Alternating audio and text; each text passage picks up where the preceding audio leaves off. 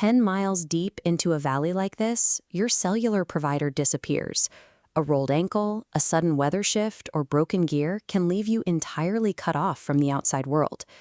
When a standard outdoor excursion escalates to requiring a professional extraction, you need a reliable way to call for help.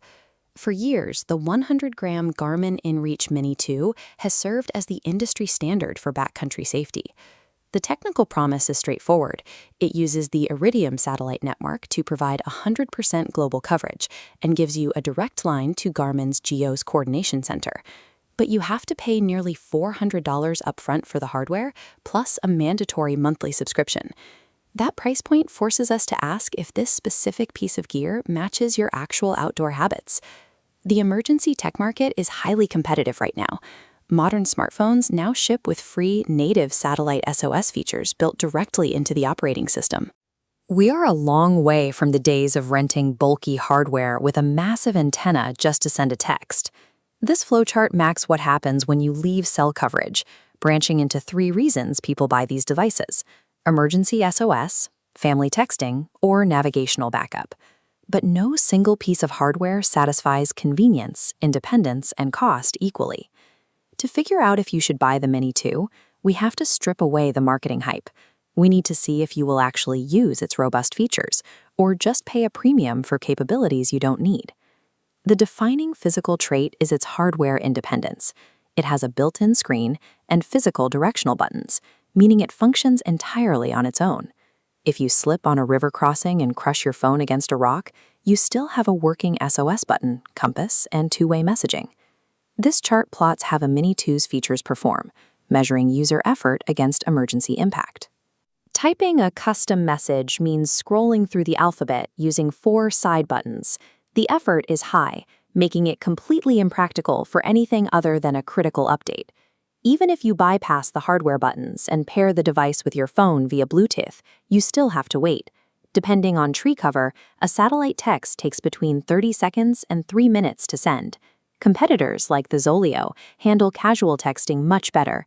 They provide a dedicated public phone number and seamlessly switch your conversation between Wi-Fi, cellular, and satellite networks.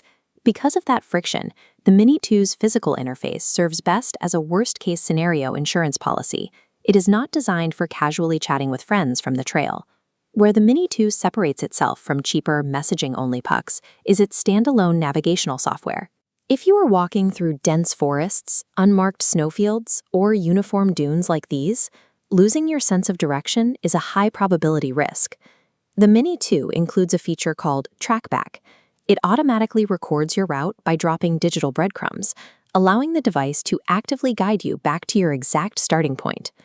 Bringing the chart back, TrackBack requires almost no effort to run, but the impact of getting unlost is massive. However, active tracking exacts a penalty. Garmin claims a 14-day battery life, but under dense tree cover, that drops down to 5 days. If your standard gear kit already includes a smartphone loaded with offline topographic maps and a reliable power bank, paying the premium for the Mini 2's built-in navigation is entirely redundant. Then there is the financial reality. Before you even send a single message, you are paying nearly $400 for the hardware and an activation fee. Without an active monthly subscription plan to access the Iridium network and the GEOS response center, the device is completely useless in an emergency. This line graph compares the 3-year total cost of a Mini 2 against a smartphone with free native satellite SOS. The gap widens significantly, but Garmin allows you to suspend service for free during the off-season, flattening the curve for summer hikers. That requires active management. If you forget to pause your account, the Mini 2 becomes a constant monthly drain on your wallet while sitting unused in storage. This scorecard matrix assigns specific communication hardware based on how you actually spend your time outdoors. First is the casual weekend hiker. You stay on marked trails and rarely lose cell service for more than a few hours. For this profile, skip the Mini 2. Rely on a modern smartphone's native satellite SOS, or buy a cheaper one-way beacon. Second is the through hiker or heavy communicator. Your primary goal is checking in with family seamlessly every single night from the trail. Look at the Zoleo or inReach Messenger instead for a better messaging experience and vastly superior battery life. Finally, there is the serious backcountry user. You navigate high-risk terrain, extreme weather, and require absolute redundancy if your primary gear fails. Here, the Garmin inReach Mini 2 remains the undisputed champion. Its standalone screen, physical buttons, and track-back routing ensure you can navigate and call for help, even if your phone is destroyed.